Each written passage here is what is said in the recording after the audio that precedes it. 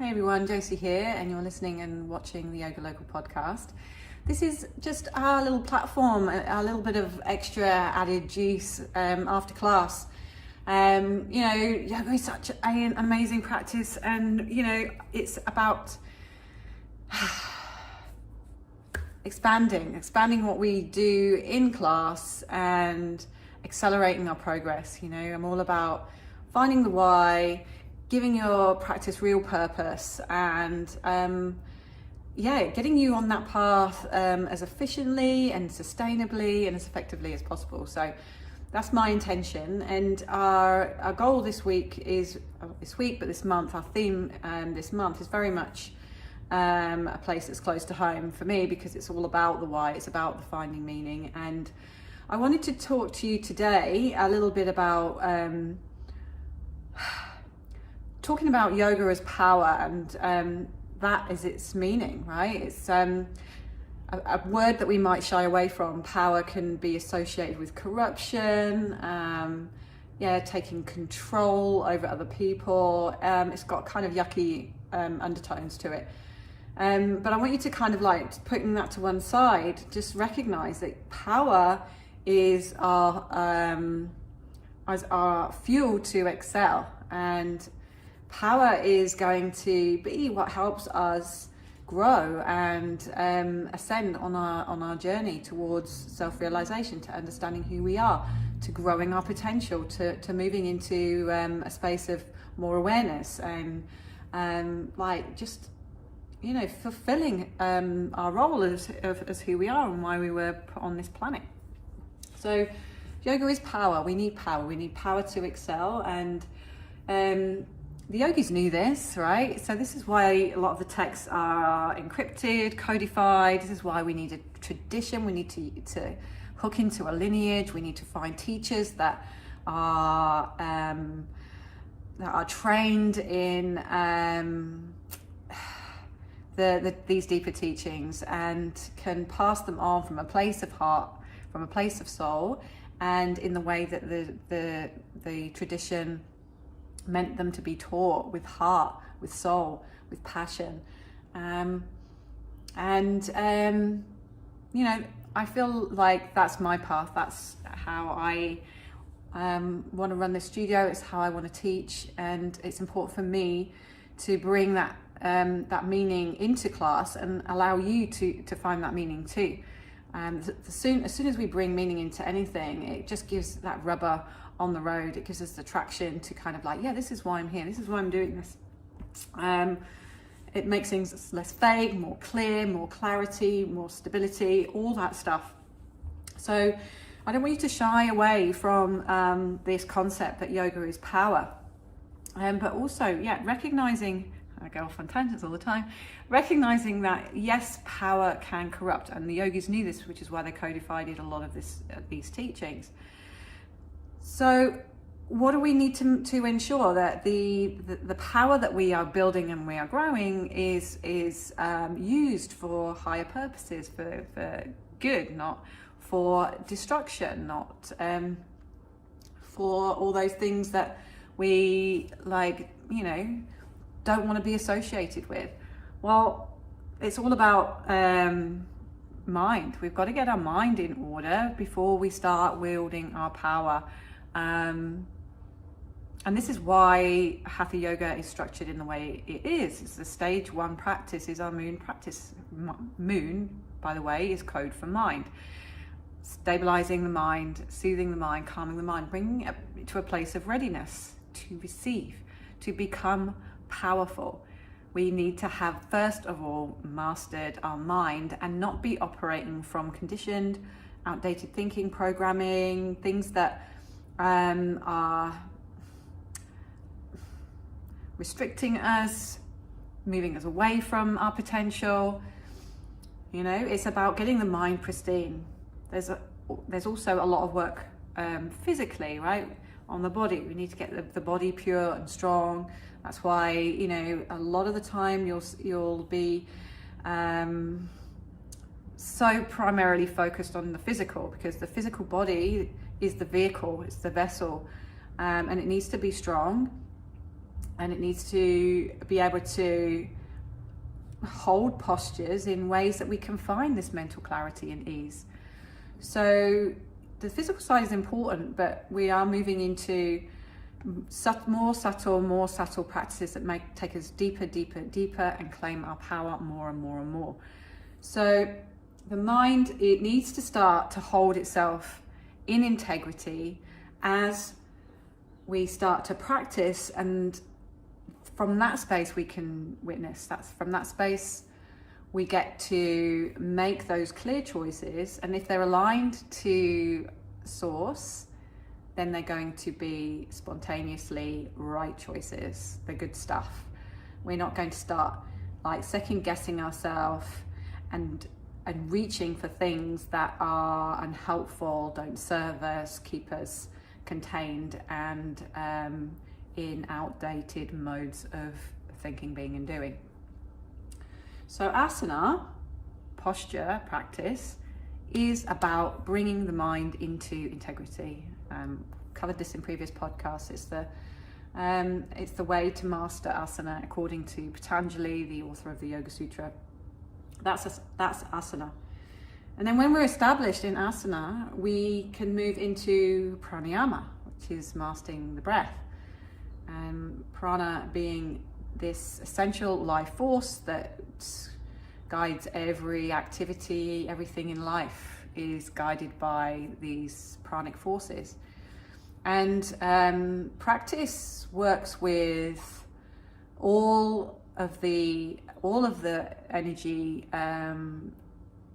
sources. So there's 5 key, what they call vayus, 5 key winds, energetic movement patterns that exist in all things, externally, internally. And we have, we'll start with moon practice. The 2 forces that we work with primarily there are Apana Vayu, which is our grounding, descending force. It's responsible for elimination, for letting go, for stabilizing, for grounding.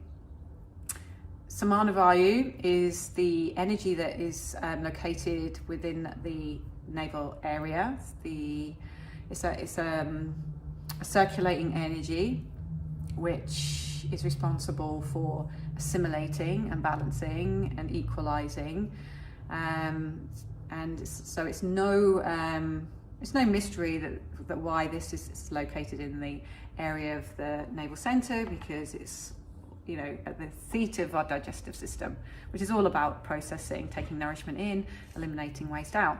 When we work with breathing and the Vayu in that area, then we start to create more balance in our practice and in our lives.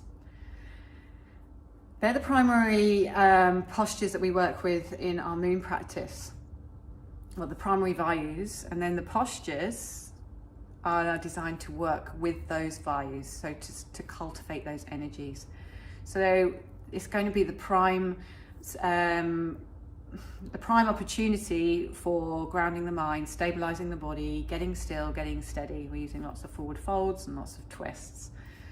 Then we have 2 other Vayus for our rise practice, which is a solar practice. Pran Vayu, which is located at the heart. It's an internalizing and energizing movement. Pran, force, located at the heart, and gives us this ability to take our attention inwards and prime, like to build energy. So we start to, like, this is, I think of it like a battery pack. We start to build our battery pack, our energy pack, getting our mind internalized, but like starting that illumination conversation.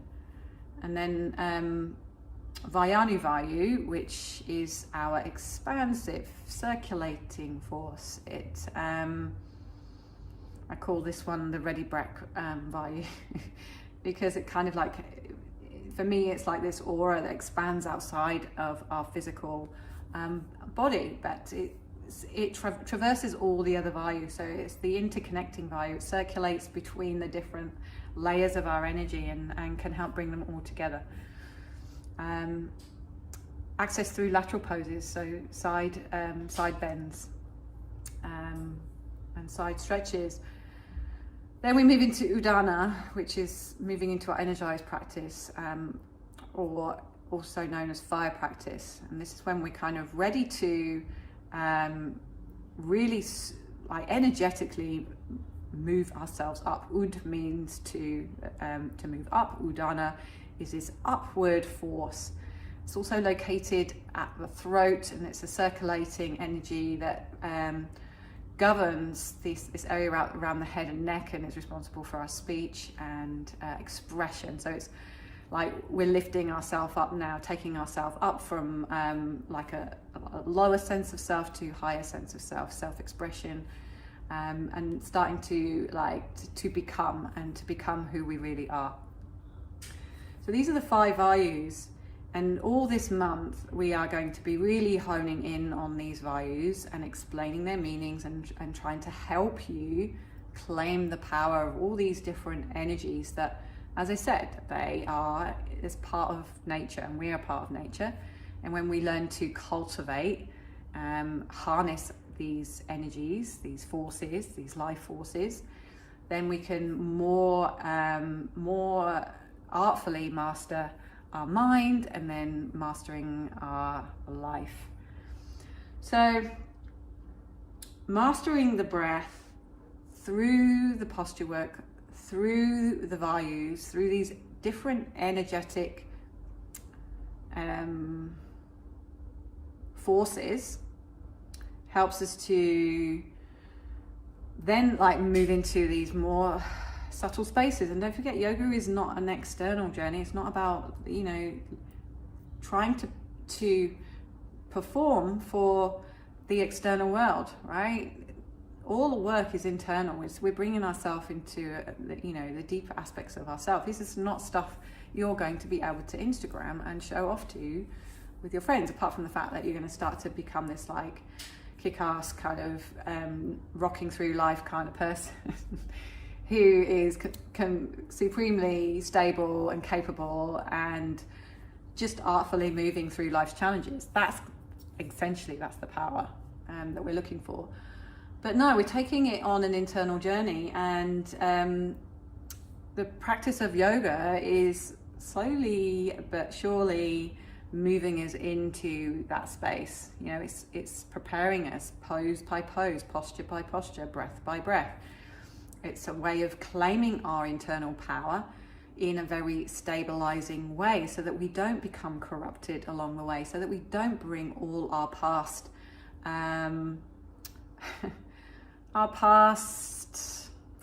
conditioning, our past problems, our all the flavoring that we've acquired, all the coatings that we've acquired, all the deep coverings. They call them kleshas in yoga, but the coverings that prevent us from showing our power, from shining our light, from showing who we are, from expressing who we are. Training in yoga is so powerful. Training in mastering the breath, super powerful. It's so simple. It's taken for granted, and but I think people are getting a little bit more inquisitive. I don't know, you tell me about just how powerful breathing is. I know good old Wim Hof is doing a lot for the breathing PR. And are you watching Wim Hof? Yeah, I'm watching Wim Hof. It doesn't have to be the big grand displays of activity, the big conquests that are going to give you the most powerful experiences and powerful results. So I just want you to reflect for a minute on just how the breath is just such an easy tool to just change your entire state in any given moment. You know, we master the breath, it starts to activate directly with our central nervous system. So we breathe automatically, thankfully. We're not charged with that that endeavor, because if we had to think about breathing and make sure we were, then I don't think we'd last very long, to be honest. So we breathe automatically, and there's there's systems in place, automatic systems that keep us breathing.